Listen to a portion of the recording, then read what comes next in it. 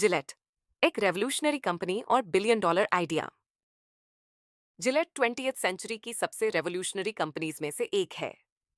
ये कंपनी 120 सालों से भी ज्यादा सरवाइव कर चुकी है। इसने अपनी 120 सालों की जर्नी में 7 रेवोल्यूशंस और 2 वर्ल्ड वॉर्स देखे हैं। लेकिन जिलेट का सबसे फैसिनेटिंग एस्पेक्ट उसकी ग्रोथ नहीं, बल्कि उसका बिलियन डॉलर आइडिया है। ये आइडिया दुनिया के कुछ सबसे बड़े वेंचर्स के सक्सेस का फाउंडेशन बना, जैसे प्ले स्टेशन, एक्सबॉक्स, कोडैक और Amazon किंडल। लेकिन क्वेश्चन ये है, आखिर ये स्ट्रैटेजी क्या है? और एक रेजर कंपनी ने प्ले स्टेशन और एक्सबॉक्स जैसी कंपनीज को कैसे इंस्पायर किया? और सबसे इंपॉर्टेंट बात, आप अपनी स्टार्टअप के लिए इस स्ट्रैटेजी को कैसे अप्लाई कर सकते हैं? इसका जवाब गिलेट कंपनी की हिस्ट्री में मिलता है, जो लेट 1800 से शुरू होती है। उन दिनों डेंस बियर्ड्स का ट्रेंड खत्म हो रहा था और क्लीन शेवन लुक का ट्रेंड बढ़ रहा था। लेकिन शेविंग इतनी आसान नहीं थी और ये डेंजरस भी मानी जाती थी। लेट 1800s में शेविंग के दो ऑप्शंस थे, स्ट्रेट रेजर और सेफ्टी रेजर। स्ट्रेट रेजर, जो गेम ऑफ थ्रोन्स में देखा होगा, रिस्की था क्योंकि ये बहुत शार्प होता था। सेफ्टी रेजर एक वन टाइम परचेस था, लेकिन इसे फ्रीक्वेंटली शार्पन करना पड़ता था, जो एक टीडियस प्रोसेस था। इसलिए मर्दों को हर हफ्ते 2-3 बार बार्बर शॉप जाना पड़ता था।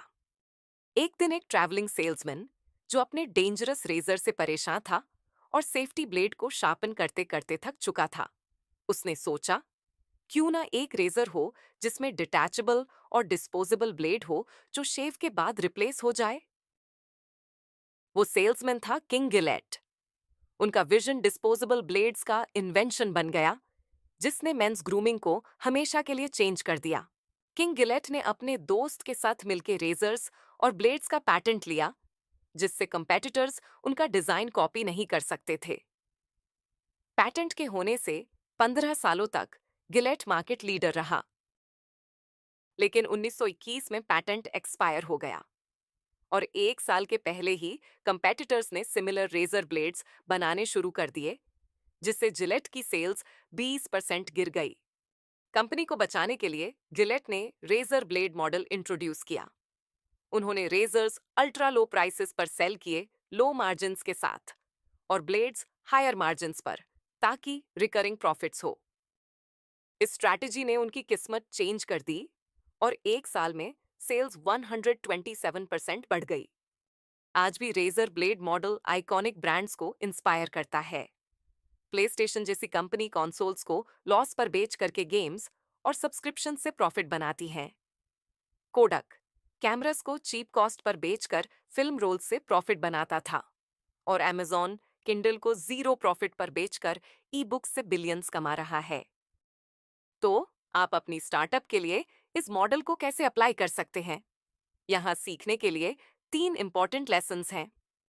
फर्स्ट, अपने कस्टमर्स को अपने इकोसिस्टम में लाना आपको कंपटीशन पर अनफेयर एडवांटेज दे सकता है, क्योंकि इकोसिस्टम मैसिव कस्टमर रिटेंशन देता है।